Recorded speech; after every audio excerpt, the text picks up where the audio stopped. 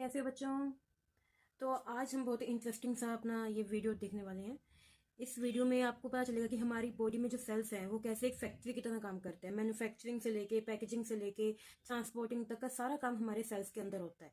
ये सेल कैसे एक फैक्ट्री, जैसे जैसे एक फैक्ट्री में सारा काम होता है वैसे ही हमारी बॉडी में जो सेल्स हैं उनके अंदर भी ये सारी चीजें होती हैं। ठीक है, तो ये बड़ा ही इंटरेस्टिंग सा चैप्टर होगा, बड़ी इंटरेस्टिंग वीडियो होगी, लास्ट तक देखना। तो सेकंड चैप्टर स्टार्ट किया हुआ था हमने, cell the building block of life. उसी में आगे 2.3 टॉपिक स्टार्ट करने वाले हैं, द सेल इंटीरियर। ठीक है, सेल के बाहर का तो हमने पढ़ लिया, plasma membrane, cell membrane same ही होती हैं, इनके बारे में हमने पढ़ लिया। ऑस्मोसिस पढ़ लिया, सेल कैसे डिस्कवर हुआ था, ये सब हम अपनी पिछली वीडियो में देख के आए हैं।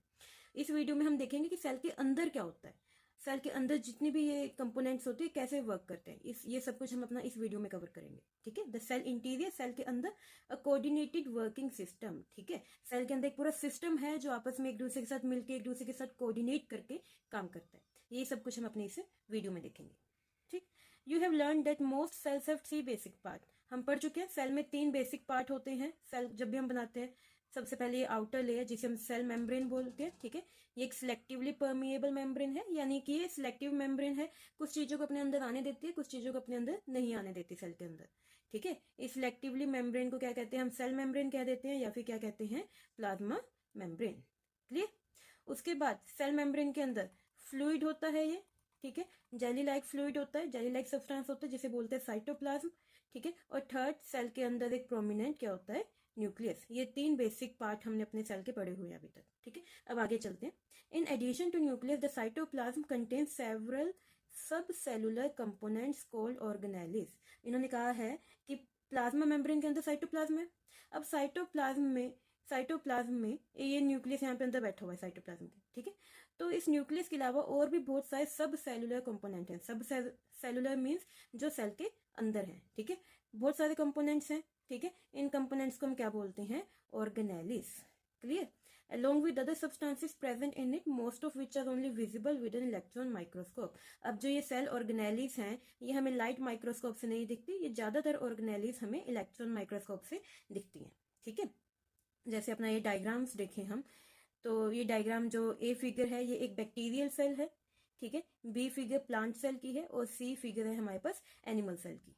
ठीक है, इन तीनों फिगर्स को एक बार हम ध्यान से देखते हैं। ठीक है, जूम कर करके देखते हैं। तो पहले है हमारे पास बैक्टीरियल सेल।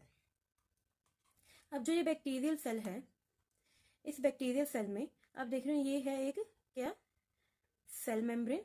ठीक है, ये हमारी क्या हो गई, सेल मेम्ब्रेन। और क्या है बैक्टीरियल सेल में, साइटोप्लाज्म है। और यहाँ पे देखो ये क्या लिखा है, न्यूक्लियोइड।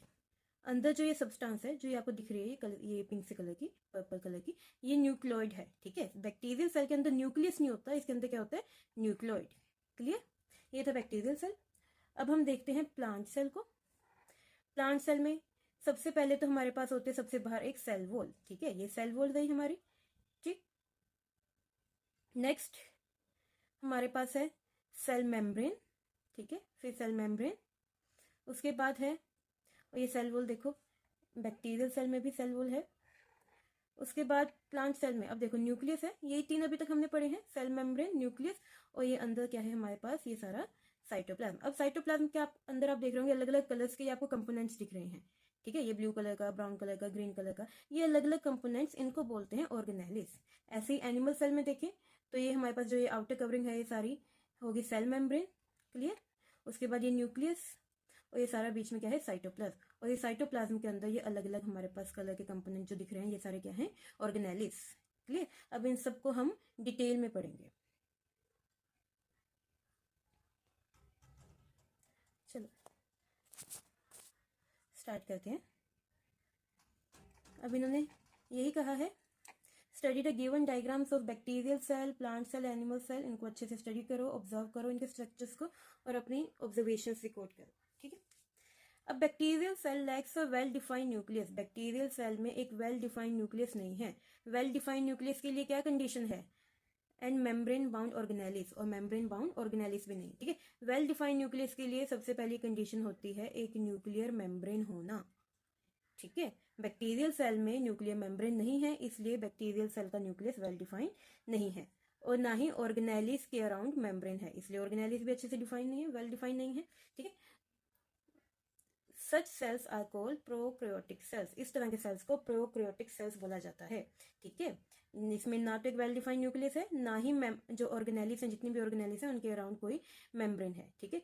तो इस तरह के सेल्स को प्रोकैरियोटिक सेल्स बोलते हैं। प्रो मींस प्रिमिटिव, यानी कि ये अर्ली स्टेजेस के सेल हैं, जब लिविंग ऑर्गेनिज्म स्टार्ट हुए इस अर्थ पे, ठीक है, जब सेल्स बनने स्टार्ट हुए इस अर्थ पे, उस टाइम पे जो सेल्स थे उनको प्रिमिटिव सेल्स बोलते हैं, ठीक है।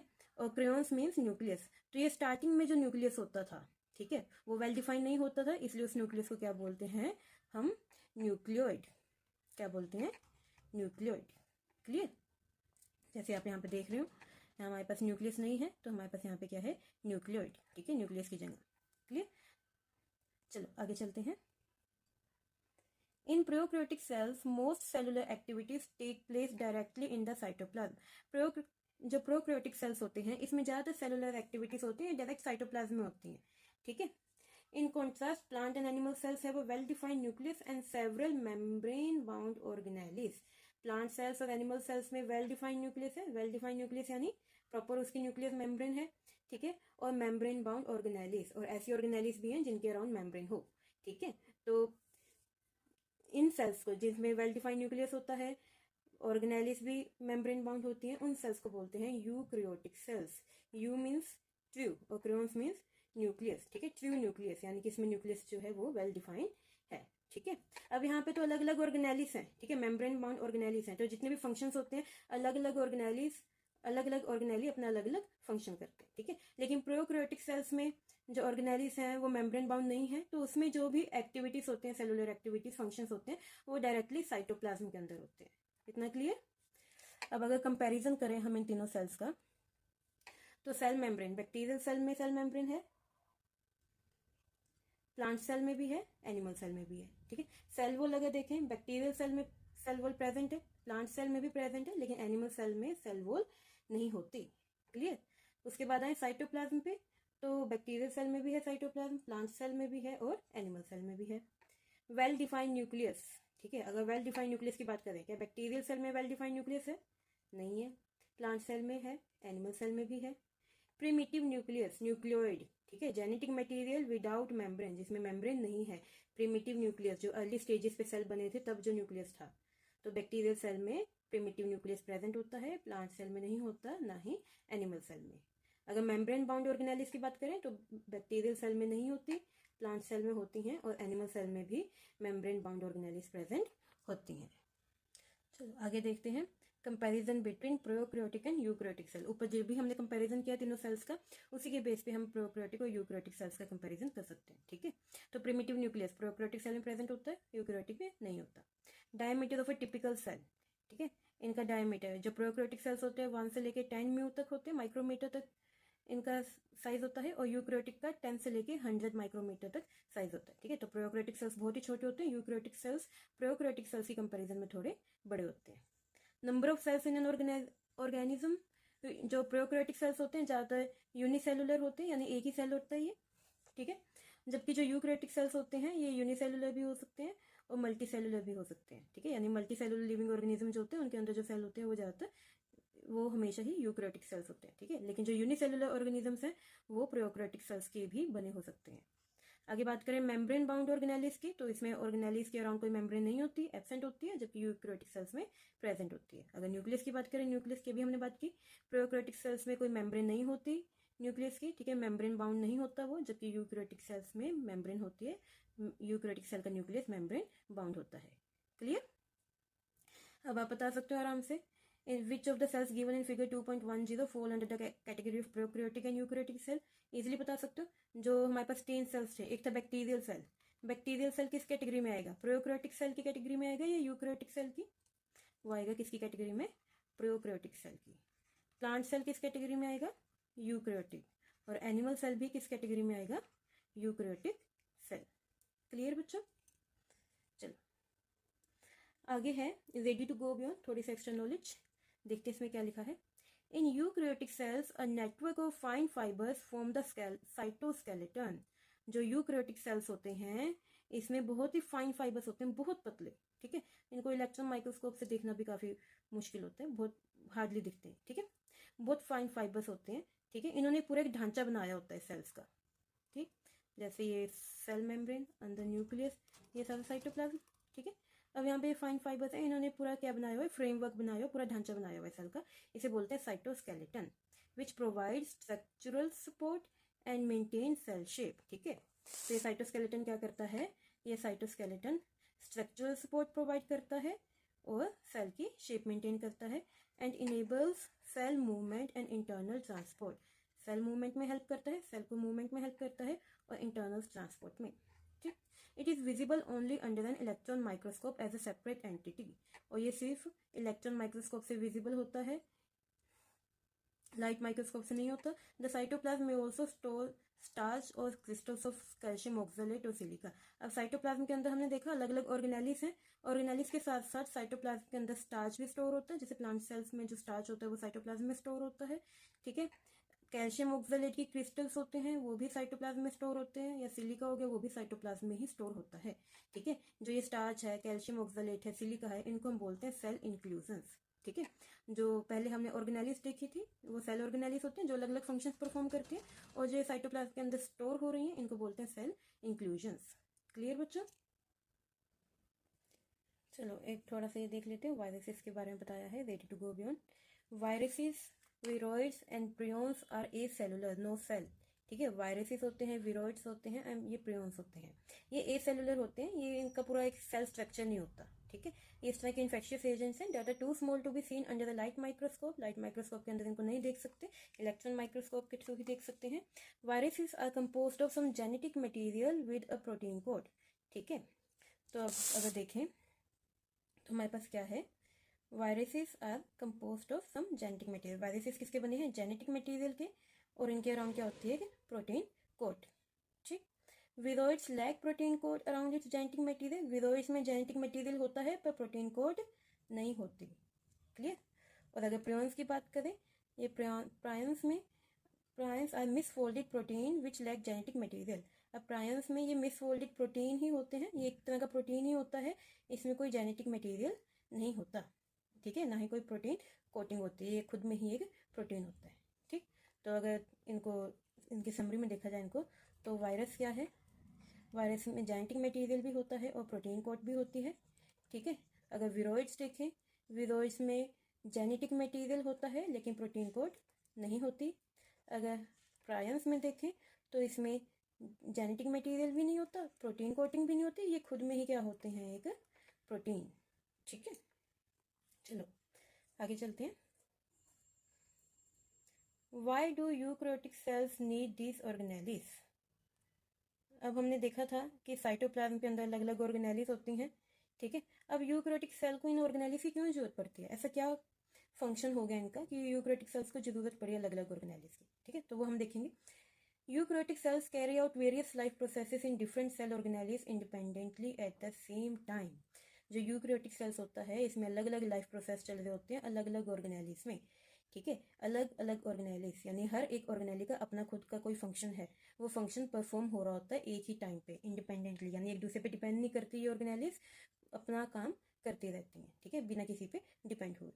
Cell organelles help in building new material. अब काम क्या होता है, help in building new material, नया मटेरियल बनाना, रिमूविंग वेस्ट, वेस्ट रिमूव करना, and providing energy to the cell, और सेल को एनर्जी प्रोवाइड करना, ठीक है। यानी इनका काम है बिल्डिंग का, यानी कुछ ना कुछ ये सिंथेसाइज कर रही है, मैन्युफैक्चर कर रही है, बना रही है। दूसरा काम है वेस्ट रिमूव का, और तीसरा काम है हमारी बॉडी में जो भी एनर्जी हमें मिलती है वो एनर्जी प्रोवाइड करना, ठीक है, सेल्स को। They work together to perform all functions of a cell, ये सारे मिलके काम करती हैं और सेल के सारे फंक्शन परफॉर्म करने में हेल्प करती हैं। एक तरह से हम कह सकते हैं cell is like a tiny living factory, cell एक तरह की फैक्ट्री है, एक लिविंग फैक्ट्री जो मैन्युफैक्चरिंग से लेके पैकेजिंग, ट्रांसपोर्टिंग, ये सारा काम करती है, ठीक है। और जैसे फैक्ट्री में होता है अलग अलग यूनिट का अलग अलग फंक्शन होता है, ऐसे ही यहाँ पे अलग अलग ऑर्गेनेलिस का अपना अलग अलग फंक्शन है, क्लियर। तो देखते हैं एक एक करके सबको। सबसे पहले साइटोप्लाज्म के अंदर हमें क्या दिखता है, न्यूक्लियस, ठीक है। जब भी हम बनाते हैं सेल को, ये सेल मेम्ब्रेन हो गई, ये साइटोप्लाज्म हो गया, इसके अंदर जो हमारे पास ये डार्क कलर का सब्सटेंस हम देखते हैं, ये क्या होता है? Nucleus, house of coded instruction. Clear? जितने भी सेल्स में इंस्ट्रक्शंस जाती हैं हमारी बॉडी में, जो जितने भी मेन फंक्शंस होते हैं, ठीक है, जो भी जेनेटिक मटेरियल होता है, ये सारा इस न्यूक्लियस के अंदर होता है। अब न्यूक्लियस के बारे में पढ़ते हैं। The nucleus has a double layered covering called nuclear membrane. Nucleus के अराउंड न्यूक्लियर मेम्ब्रेन होती है, डबल लेयर्ड मेम्ब्रेन होती है, which has pores that allow the transfer of material between nucleus and cytoplasm। अब न्यूक्लियर मेम्ब्रेन के अंदर क्या होते हैं? पोर्स। ठीक है, ये पोर्स क्या करते हैं? मटेरियल को ट्रांसफर होने देते हैं बिटवीन न्यूक्लियस एंड साइटोप्लाज्म। ठीक है, जैसे ये न्यूक्लियस हो गया और ये बाहर साइटोप्लाज्म, तो ये मटेरियल एक्सचेंज करते हैं। कुछ मटेरियल साइटोप्लाज्म से न्यूक्लियस के अंदर जाता है, कुछ मटेरियल न्यूक्लियस से बाहर साइटोप्लाज्म में आता है। ठीक है, तो ये किसके थ्रू होता है? न्यूक्लियर मेम्ब्रेन के थ्रू। न्यूक्लियर मेम्ब्रेन में क्या होते हैं? पोर्स। चलो आगे देखते हैं। The nucleolus is the dense round body in the nucleus where synthesis of ribosomal subunits take place. ठीक है, अब हम किसकी बात कर रहे हैं? न्यूक्लियोलस की। न्यूक्लियोलस देखते हैं ध्यान से। देखो ये न्यूक्लियस का स्ट्रक्चर, इसमें ये सारा का सारा न्यूक्लियस है। ठीक है, सेल के अंदर जो न्यूक्लियस होता है, ये सारा सेल, इसके अंदर ये न्यूक्लियस। इस न्यूक्लियस में भी अंदर आपको जो ये डार्क कलर का सब्सटेंस दिख रहा है, ये डार्क कलर का सब्सटेंस क्या है? न्यूक्लियोलस। ठीक है, और यहाँ पे मेन काम क्या होता है? राइबोसोमल सब यूनिट्स की सिंथेसिस, यानी जो राइबोसोमल पार्ट होते हैं ये कहाँ पे बनते हैं? न्यूक्लियोलस में। ठीक है, these subunits then exit the nucleus to cytoplasm where one large and small subunits assemble to form ribosome. तो ये राइबोसोमल सब यूनिट्स होती हैं, ये जब यहाँ पे न्यूक्लियोलस में बन जाती हैं, उसके बाद ये निकल के बाहर कहाँ पे आती हैं? साइटोप्लाज्म में। और साइटोप्लाज्म में एक बड़ी सब यूनिट और एक छोटी सब यूनिट, ये मिलके क्या बना देती हैं? राइबोसोम। क्लियर? तो आपने देख लिया मैन्युफैक्चरिंग का काम न्यूक्लियस से ही शुरू हो गया। न्यूक्लियस में जो न्यूक्लियोलस होता है, यहाँ पे हमारे राइबोसोम्स बनने शुरू हो जाते हैं। क्लियर? चलो आगे देखते हैं। Nucleus contain chromosomes. न्यूक्लियस के अंदर क्या होते हैं? Chromosomes, which are visible as rod shaped structures only when the cell is about to divide. अब ध्यान रखना बच्चे, क्रोमोसोम्स होते हैं ये रोड शेप्ड दिखते हैं। कब दिखते हैं? When cell is about to divide. ठीक है, ये क्रोमोसोम्स हमें तभी दिखेंगे जब सेल डिवाइड होना शुरू होता है। ठीक, अब जब डिवाइड नहीं होता तब क्या होता है? हम आगे पढ़ेंगे। पहले क्रोमोसोम का स्ट्रक्चर देखो, ये इस तरह का रोड शेप स्ट्रक्चर होता है क्रोमोसोम्स का, तभी दिखते हैं जब सेल डिवाइड होना शुरू होता है। Chromosomes contain information for inheritance of characters from parents to the next generation in the form of DNA molecules. Chromosomes are composed of DNA and specific proteins. अब ध्यान से सुनो बच्चे, जो भी जेनेटिक मटेरियल होता है, यानी कि जो डीएनए होता है हमारा, इसी के अंदर इन्फॉर्मेशन स्टोर होती है कि किस तरह की हमारी आंखें होंगी, किस तरह के बाल होंगे, कितनी हाइट होगी। ये सारी की सारी इन्फॉर्मेशन कहाँ पे स्टोर होती है? डीएनए के अंदर। और ये डीएनए किस में होता है? ये होता है हम क्रोमोसोम्स में। ठीक है, DNA molecules contain genetic information. DNA molecules में क्या होती है? जेनेटिक इन्फॉर्मेशन, वही कि किस तरह की हमारी बॉडी स्ट्रक्चर होगा, किस तरह की आंखें होंगी, आंखों का कलर क्या होगा, बालों का कलर क्या होगा, हाइट कितनी होगी, ये सारी जो भी इन्फॉर्मेशन होती है, जो हम पेरेंट्स से बच्चों तक इन्फॉर्मेशन जाती है, ये सारी की सारी जेनेटिक इन्फॉर्मेशन डीएनए में होती है। ठीक है, the functional segment of DNA are called genes. Genes क्या होते हैं? फंक्शनल सेगमेंट ऑफ डीएनए, यानी कि एक इन्फॉर्मेशन, जैसे मान लो आई कलर की इन्फॉर्मेशन है कि आंखें किस रंग की होंगी बच्चे की, वो उसके लिए एक जीन होता है। आगे हाइट कैसी होगी बच्चे के लिए, उसके लिए दूसरा जीन होता है। ये सारे जीन्स मिलकर क्या बनाते हैं? डीएनए। और डीएनए किसके अंदर स्टोर होता है? क्रोमोसोम्स के अंदर। ठीक है, ये सारा किसमें था? जो सेल डिवाइड होने वाला है। अब नॉन डिवाइडिंग सेल देखते हैं। In non dividing cell this DNA is present as a part of chromatin material. ठीक है, जो नॉन डिवाइडिंग सेल होता है उसमें जो डीएनए होता है वो क्रोमोसोम्स में ना होके किस तरह प्रेजेंट होता है? एक क्रोमैटिन की तरह। ठीक है, आप यहाँ पे देख रहे हो, जूम कर देती हूँ मैं इसे थोड़ा सा ताकि आप आराम से देख पाओ। देखो यहाँ पे देख पा रहे हो, ये है क्रोमैटिन। ठीक है, जो पहले क्रोमोसोम्स वो क्या थे? Road shaped. ये क्रोमैटिन क्या है? ये थ्रेड लाइक है, जैसे धागे होते हैं खुले हुए, उस तरह के धागे की तरह ये क्या है हमारे पास? क्रोमैटिन का स्ट्रक्चर। ठीक है, चलो। Chromatin material is visible as an entangled mass of thread like structure. Chromatin material किस तरह का दिखता है? अभी हमने देखा था कि ये एक थ्रेड की तरह होता है, धागों की तरह होता है, जैसे उलझे हुए धागे पड़े हैं। Whenever the cell is about to divide, the chromatin material get organized into chromosome. जब भी सेल डिवाइड होने वाला होता है, तो क्रोमैटिन जो उलझे हुए धागे हैं वो किस में चेंज होने शुरू हो जाते हैं? क्रोमोसोम्स में, ठीक है, यानी कि रोड शेप्ड के क्रोमोसोम्स बनने शुरू हो जाते हैं। पहले क्या थे? ये उलझे हुए धागों की तरह थे। क्लियर? चलो, ये था न्यूक्लियस के बारे में। आगे देखते हैं sides of curiosity. Some cells are specialised to perform specific functions. कुछ सेल्स होते हैं, सभी सेल्स होते हैं वैसे जिनका अपना स्पेशल फंक्शंस होते हैं, लेकिन कुछ सेल्स ऐसे हैं जैसे मैच्योर रेड ब्लड सेल्स हैं। जो रेड ब्लड सेल्स मैच्योर होते हैं, आरबीसीज मैच्योर हो जाते हैं, उनमें न्यूक्लियस प्रेजेंट नहीं होता। वैसे हम देख रहे हैं कि जितने भी सेल्स होते हैं सब में न्यूक्लियस प्रेजेंट होता है, ठीक है, लेकिन जो ये आरबीसीज होते हैं, मैच्योर आरबीसीज होते हैं, ठीक है, इनमें न्यूक्लियस प्रेजेंट नहीं होता। ये बात ध्यान रखना बच्चे, इंपॉर्टेंट है ये काफी, ठीक, इनमें न्यूक्लियस प्रेजेंट नहीं होता। The absence of nucleus provide more space for haemoglobin allowing it to transport a large amount of oxygen to all cells of body. अब न्यूक्लियस ना होने का फायदा क्या हुआ इस सेल को? ये सेल है, इसमें अंदर न्यूक्लियस होता है, ठीक है। अगर न्यूक्लियस नहीं हुआ तो सेल के अंदर जगह ज्यादा होगी। ज्यादा जगह होने के कारण, जब न्यूक्लियस नहीं होते, न्यूक्लियस के एब्सेंस में ज्यादा जगह होगी, स्पेस ज्यादा होगी, जिसके कारण जो हीमोग्लोबिन होता है, ठीक है, उसको ज्यादा से ज्यादा ऑक्सीजन अपने ऊपर अटैच करके लाने में आसानी होती है। जो हीमोग्लोबिन होता है अपने ऊपर ऑक्सीजन ज्यादा से ज्यादा अटैच करके लाता है और सेल्स के डिफरेंट डिफरेंट बॉडी पार्ट्स और बॉडी के डिफरेंट डिफरेंट सेल्स तक वो पहुंच जाता है, ठीक है। Since they lack a nucleus they can not repair और डिवाइड देमसेल्फ। इनमें न्यूक्लियस नहीं है, कोई जेनेटिक मटेरियल नहीं है, तो ये ना तो अपने आप को रिपेयर कर सकते हैं आरबीसीज, ना ही ये डिवाइड कर सकते हैं। डिवाइड तो वही करेगा जिसमें जेनेटिक मटेरियल प्रेजेंट होगा, क्रोमेटिन होगा, ठीक है, क्रोमेटिन होगा, फिर वो डिवाइड होने वाला होगा तो क्रोमोसोम्स बनेगा, ये सारा कुछ होगा। लेकिन न्यूक्लियस ही नहीं है तो आरबीसीज डिवाइड नहीं करते, ठीक है। इसके कारण, इस वजह से ना ही अपने आप को रिपेयर कर पाते, इसलिए इनका जो लाइफ स्पैन होता है बहुत ही छोटा होता है। ये नियर अबाउट 120 डेज तक ही सर्वाइव कर पाते हैं आरबीसीज, मैच्योर आरबीसीज, ठीक है। आगे बोला, do you know any other sales without nucleus? कोई और सेल है ऐसा जिसमें न्यूक्लियस नहीं होता? तो प्लांट्स में सीव ट्यूब सेल्स होते हैं, इनमें भी न्यूक्लियस प्रेजेंट नहीं होता, ठीक है। और भी कुछ ऐसे स्पेशल सेल्स होते हैं जिनके फंक्शंस इस तरह के हैं कि उनको न्यूक्लियस के बिना भी उनका फंक्शन ज़्यादा अच्छे से परफॉर्म होगा, तो उनमें न्यूक्लियस प्रेजेंट नहीं होता। चलो आगे चलते हैं। Prokaryotic cells do not have a well defined nucleus. ये तो हम स्टार्टिंग से ही पढ़ते आ रहे हैं। प्रोकैरियोटिक सेल्स में कोई वेल डिफाइंड न्यूक्लियस नहीं होता, ठीक है। Their DNA is present as a single circular molecule associated with specific proteins. The region containing this genetic material is called nucleoid. अब उसमें वेल डिफाइंड न्यूक्लियस नहीं होता तो उनका डीएनए क्या होता है? सिंगल सर्कुलर मॉलिक्यूल की तरह ही डीएनए उनका प्रेजेंट होता है, साथ में कुछ प्रोटीन्स होते हैं और इसी रीजन को क्या बोल देते हैं? न्यूक्लियोइड, ठीक। चलो थोड़ा साफ करके लिख देती हूँ क्या लिखा मैंने भी। न्यूक्लियोइड। चल आगे चलते हैं। नेक्स्ट है हमारे पास राइबोसोम। ये हमारी है सेल ऑर्गेनेली, ठीक है। अब सेल ऑर्गेनेलिस की हम बात करने लगे। सेल ऑर्गेनेलिस कहाँ पे प्रेजेंट होती हैं? साइटोप्लाज्म के अंदर। तो सबसे पहले आई राइबोसोम्स। राइबोसोम्स हमने अभी देखा था न्यूक्लियस में, जो न्यूक्लियोलस था वहाँ पे राइबोसोमल सब यूनिट्स बनी थी, फिर एक सब यूनिट और दूसरी सब यूनिट, एक बड़ी सब यूनिट, दूसरी छोटी सब यूनिट, ये मिलके क्या बना रही थी? राइबोसोम्स। फिर राइबोसोम्स न्यूक्लियस से बाहर निकल के कहाँ आ रहा था? साइटोप्लाज्म में, ठीक है। Ribosomes, the protein factories. These are tiny structures may be present either freely in the cytoplasm or attached to the endoplasmic reticulum. Ribosomes are the sites of protein synthesis.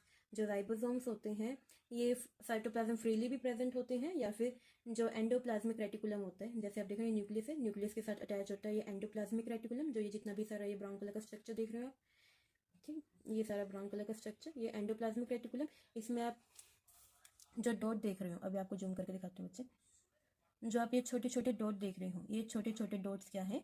Ribosomes. Clear? ये क्या है? Endoplasmic reticulum के साथ attach है और इसी तरह से राइबोसोम साइटोप्लाज्म में फ्रीली भी प्रेजेंट होते हैं। क्लियर?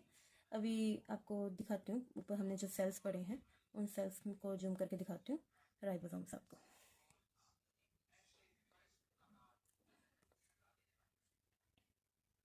जैसे आप देख रहे हो ये न्यूक्लियस के साथ ये अटैच है एंडोप्लाज्मिक रेटिकुलम, ठीक है। अभी हमने देखा था एंडोप्लाज्मिक रेटिकुलम के साथ अटैच होते हैं राइबोसोम्स, और आप देख रहे हो ये राइबोसोम साइटोप्लाज्म में फ्रीली है, ठीक है, ये किसी के साथ अटैच नहीं है, फ्रीली ऐसे ही पड़ा हुआ है, ठीक।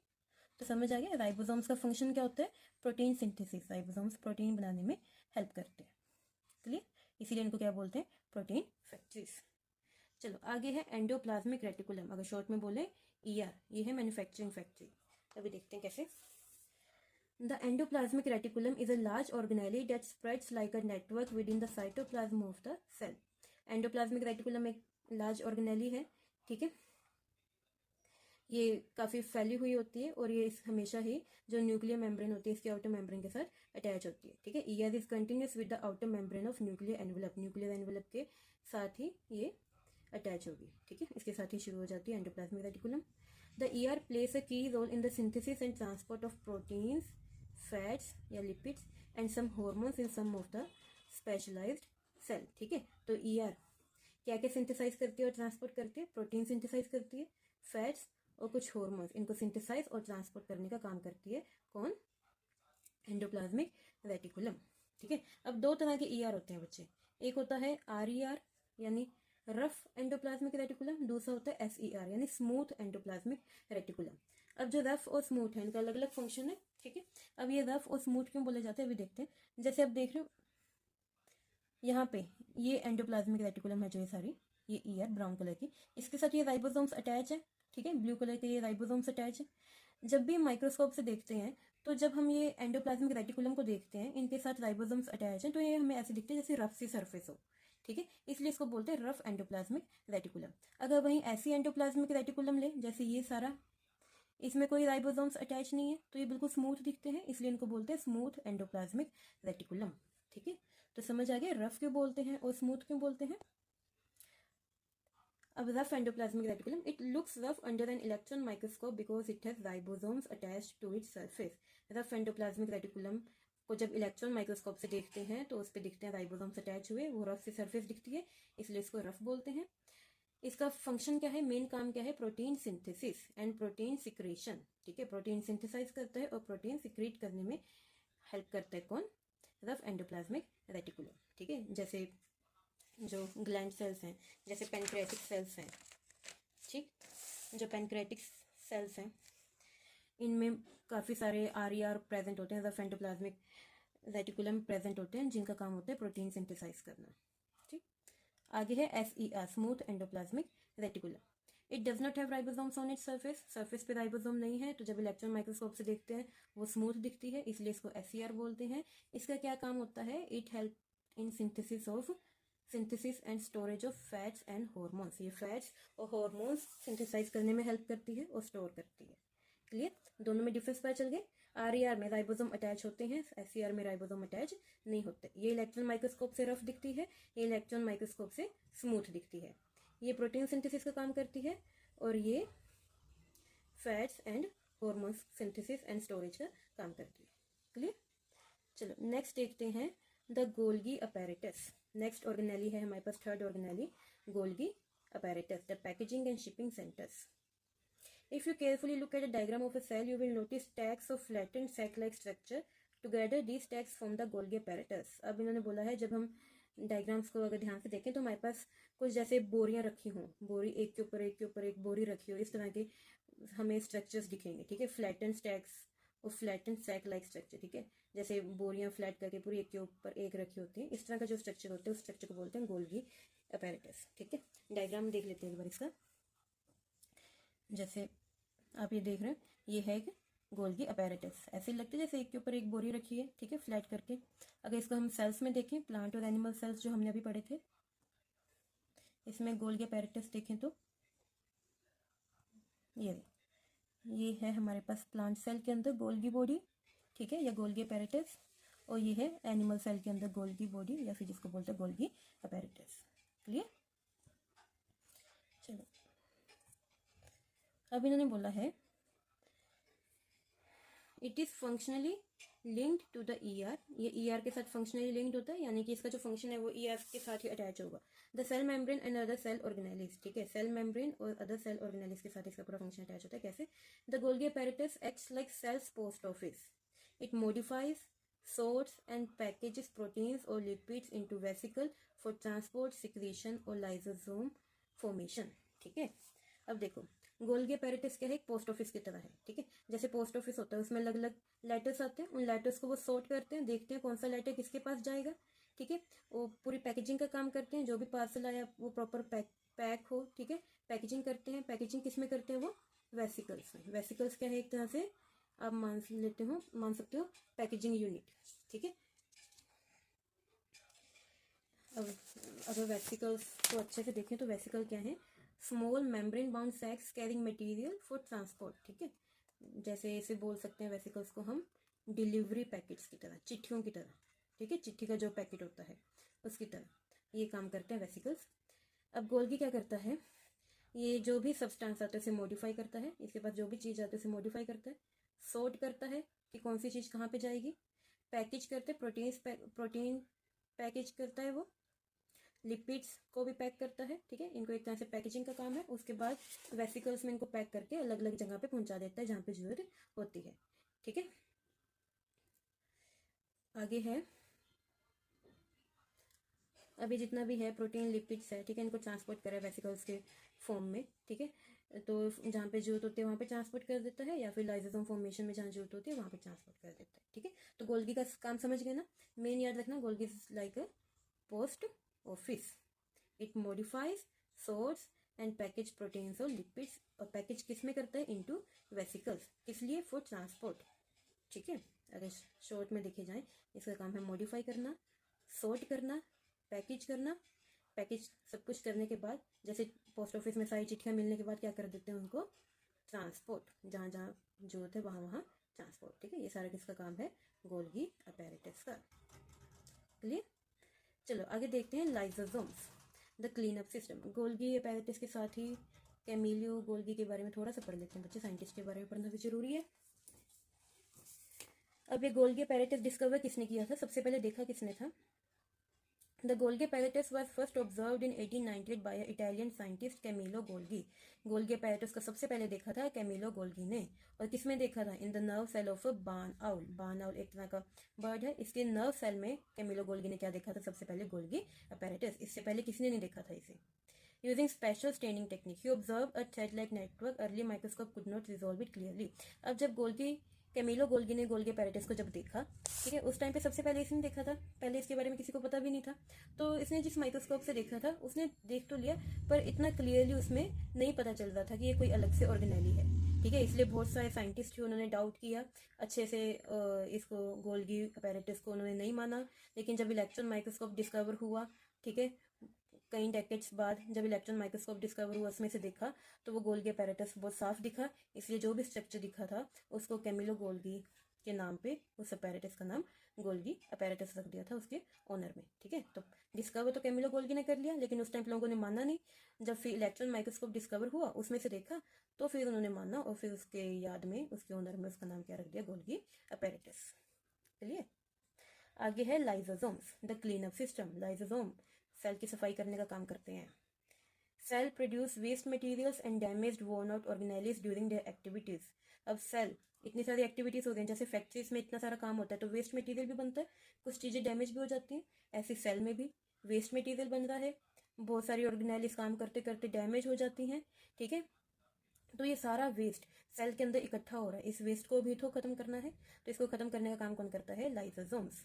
Lysosomes are single membrane bound sacs filled with enzymes which can break down unwanted proteins, carbohydrate, fats and even damaged part of the cell. अब लाइसोसोम्स के अंदर एंजाइम्स होती हैं, ठीक है, स्पेशल एंजाइम्स होती हैं, ये ब्रेक डाउन करती हैं किसको, अनवांटेड प्रोटीन्स, कार्बोहाइड्रेट, फैट्स और डैमेज पार्ट ऑफ सेल, ठीक है। प्रोटीन, कार्बोहाइड्रेट, फैट्स जो नहीं चाहिए सेल को, ठीक है, उसको ब्रेक डाउन करती हैं ये एंजाइम्स। सेल का कोई पार्ट डैमेज हो गया उसको ब्रेक डाउन करती हैं और सेल को क्लीन और हेल्दी रखती है, ठीक है।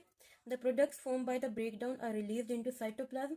जो भी ब्रेक डाउन के बाद इन ये अनवांटेड चीज़ों को ब्रेक डाउन करने के बाद जो भी प्रोडक्ट बनता है उसको वापस साइटोप्लाज्म में वो रिलीज कर देती हैं, और साइटोप्लाज्म में रिलीज करने के बाद उसका जो यूज़ है वापस से साइटोप्लाज्म चीज़ों को यूज़ कर लेता है अपनी सेल की अलग अलग एक्टिविटीज़ में, ठीक है। और बच्चे यहाँ पे एक और बात, जो लाइसोसोम्स होता है उसे सुसाइडल बैग्स भी बोलते हैं, ठीक है।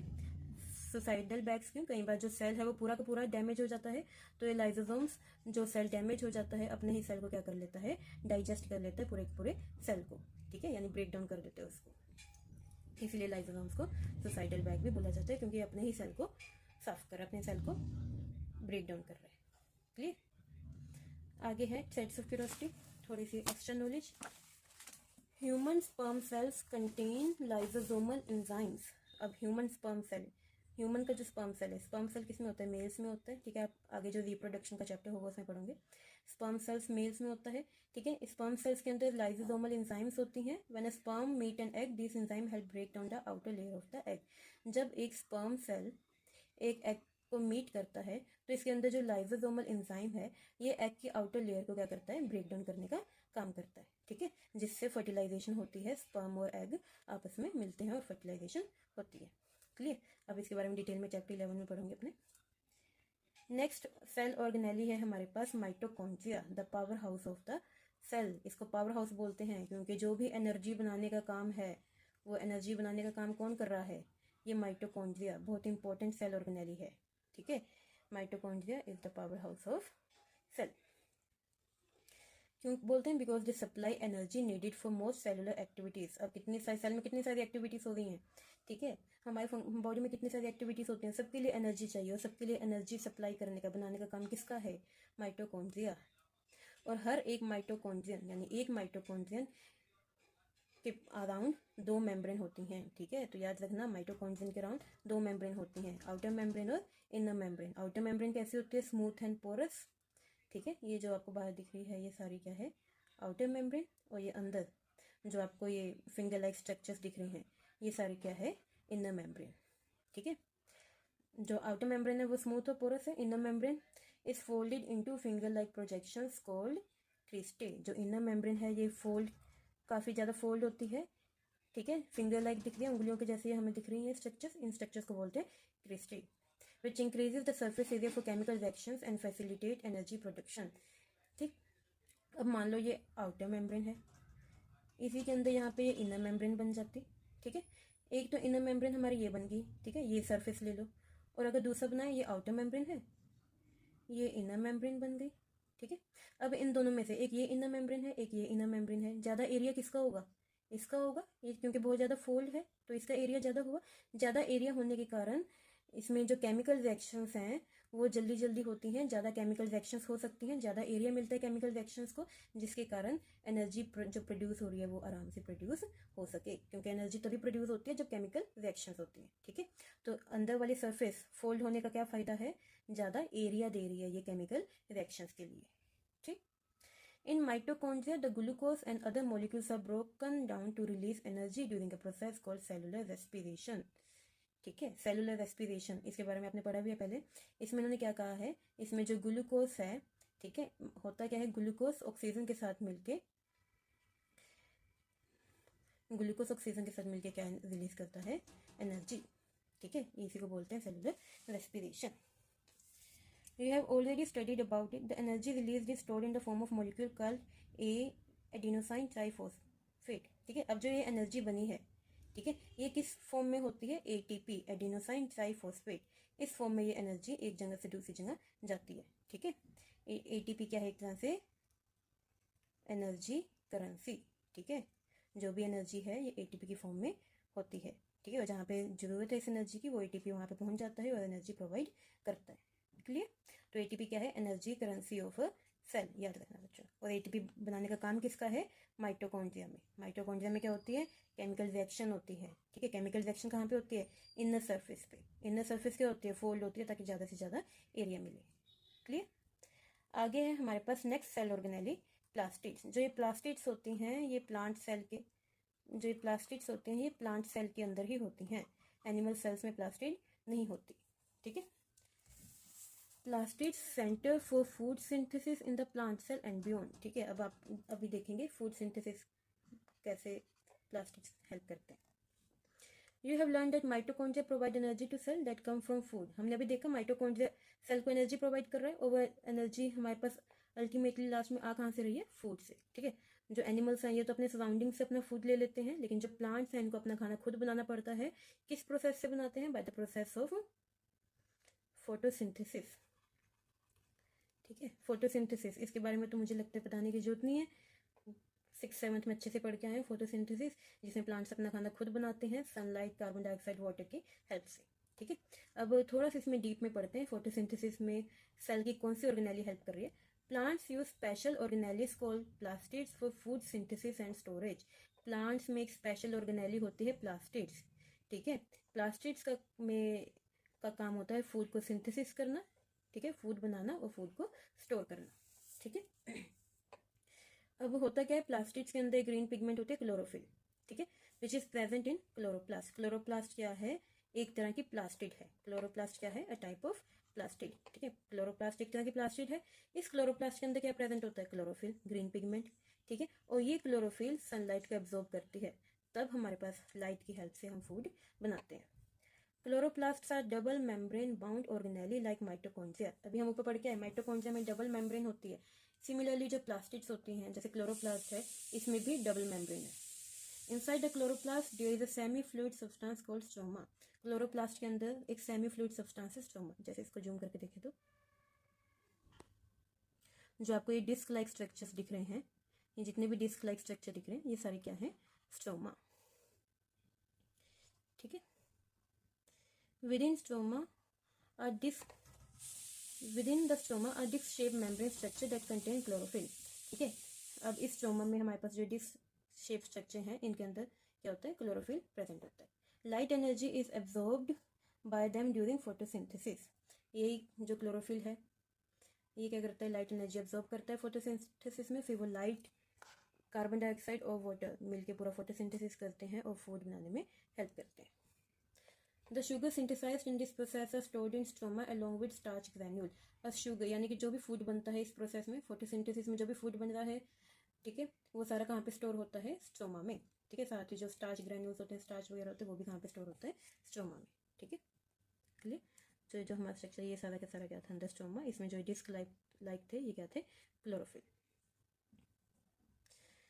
आगे चलते हैं, माइटोकॉन्ड्रिया और प्लास्टिड्स, इनमें सेम बातें आपने देख ली कि दोनों ही डबल मेम्ब्रेन होते हैं, ठीक है। और इनमें क्या सिमिलरिटी है, mitochondria and plastid both have their own DNA. ये स्पेशल ऐसी सेल ऑर्गेनेलिस हैं जिनका अपना खुद का डीएनए होता है, खुद के राइबोसोम्स होते हैं, ठीक है, इसलिए ये अपने प्रोटीन खुद बना पाते हैं, माइटोकॉन्ड्रिया और प्लास्टिड्स। कभी भी क्वेश्चन आ सकता है, name the cell organelles that have their own DNA and ribosomes, या फिर name the cell organelles that can make their own protein. तो उसमें कौन से हैं, माइटोकॉन्ड्रिया और प्लास्टिड्स। इनका खुद का डीएनए है, खुद के राइबोसोम्स हैं, तो बहुत आराम से अपना खुद का प्रोटीन बना लेते हैं, ठीक है। तो इनकी ये खासियत के कारण क्या लगता है, they share an evolutionary history with single celled organism.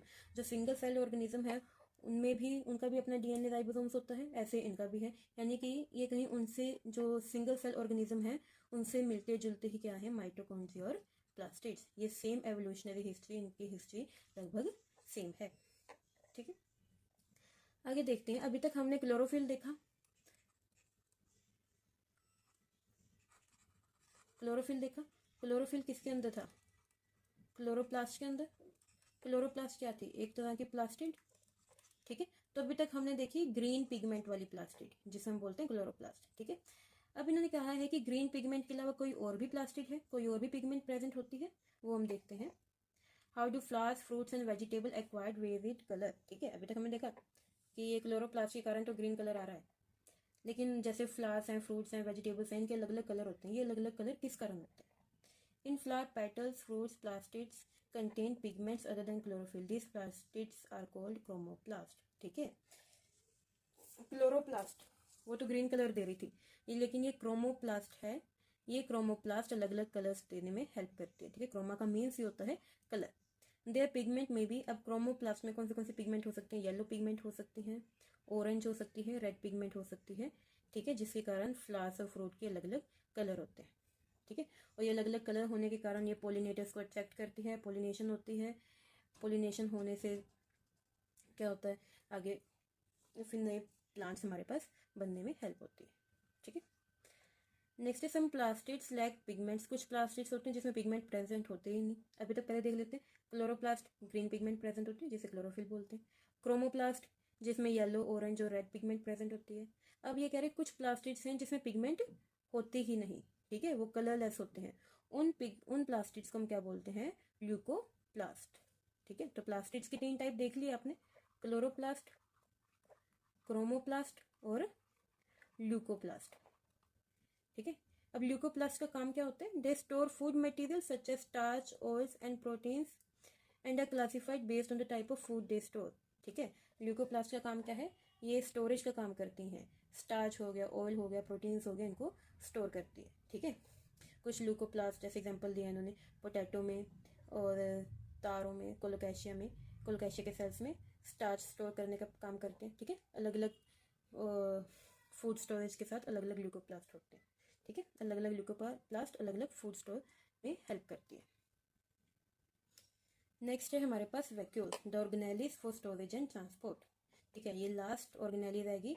ये भी हमारे पास मेनली प्लांट सेल में ही देखी जाती है। एनिमल सेल में कभी कभी बहुत कम होते हैं वैक्यूल्स। ठीक है, प्लांट सेल में एक बहुत बड़ा वैक्यूल होता है, जैसे आपको डायग्राम में दिखाती हूँ। प्लांट सेल का डायग्राम था जो, प्लास्टिड्स भी देख लेंगे उसमें होंगे तो।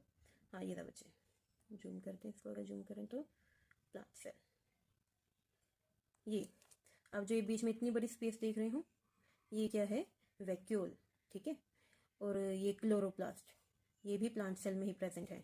वहीं अगर एनिमल सेल हम देखें, एनिमल सेल में कोई क्लोरोप्लास्ट नहीं है, कोई वैक्यूल नहीं है। अगर होते भी हैं तो एक दो वैक्यूल होते हैं, जैसे आपको देख रहे हैं यहाँ पे बस एक दो वैक्यूल्स प्रेजेंट। बहुत कम वैक्यूल्स होते हैं, वरना नहीं होते एनिमल सेल्स में वैक्यूल। ठीक है, लेकिन प्लांट सेल में एक बहुत बड़ा वैक्यूल हमें देखने को मिलता है। ठीक है, अब प्लांट सेल्स में इतना बड़ा वैक्यूल का क्या काम होता है, ये देखते हैं हम।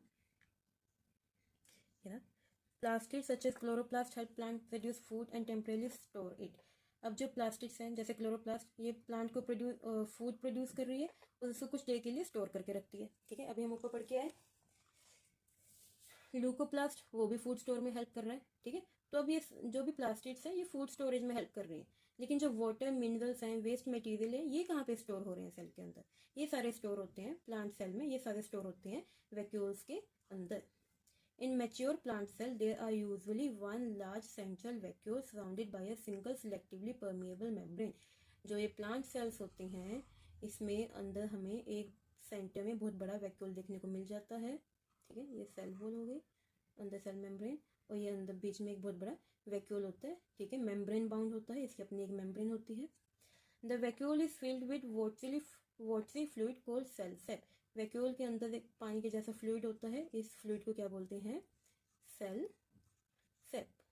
The vacuole stores water, minerals, sugar and waste material. अब वैक्यूल का फंक्शन देखो, स्टोरेज का काम है, क्या स्टोर कर रहा है, वाटर, मिनरल्स और शुगर और वेस्ट मटेरियल।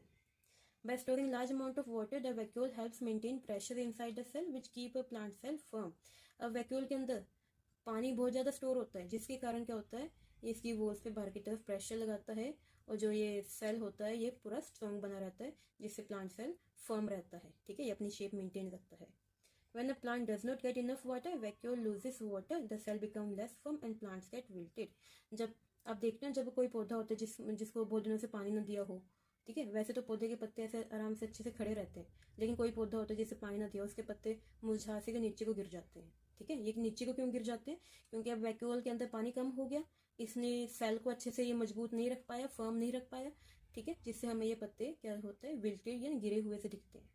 ठीक, तो ये था बच्चे हमारे पास सारे सेल ऑर्गेनेलिस जो भी प्लांट सेल्स और एनिमल सेल्स में प्रेजेंट थी। क्लियर, थोड़ा सा बस ये रह गया, एनिमल सेल्स में भी वैक्यूल्स आर समटाइम्स प्रेजेंट, कभी कभी वैक्यूल्स इसमें प्रेजेंट होते हैं। ठीक है, प्लांट सेल की तरह बहुत कोई एक बड़ा वैक्यूल नहीं होता, छोटे छोटे वैक्यूल्स होते हैं, और ये टेम्परेरी स्टोरेज करते हैं, कुछ देर के लिए मटेरियल्स को अपने अंदर स्टोर करके रखते हैं। ठीक, तो मेनली वैक्यूल्स का काम प्लांट सेल्स में ही होता है। क्लियर बच्चों, तो ये था हमारे पास यहाँ तक। आगे जो हमारे पास नेक्स्ट टॉपिक है पोज एंड पॉइंटर, इसके क्वेश्चन आंसर्स आपको शॉर्ट्स में मिल जाएंगे। ठीक, और लास्ट में इनको डिस्कस भी कर लेंगे, लास्ट वीडियो आएगी क्वेश्चन आंसर्स पे ही आएगी। टॉपिक 2.4 जो है ये हम अपन नेक्स्ट वीडियो में कवर करेंगे। एक ये छोटा सा साइड ऑफ क्यूरियोसिटी रह गया, बस ये कंप्लीट करके वीडियो खत्म करते हैं। इन्होंने बोला है, in 2010 scientist J Craig Venter and his team made an important discovery in the field of synthetic biology. एक इंपॉर्टेंट डिस्कवरी की थी, आपको शॉर्ट में बता देती हूँ क्या किया इन्होंने क्या किया, एक बैक्टीरियम लिया, माइकोप्लाज्मा माइकोइड्स। ठीक है, ये बैक्टीरियम लिया, इसके डीएनए को स्टडी किया।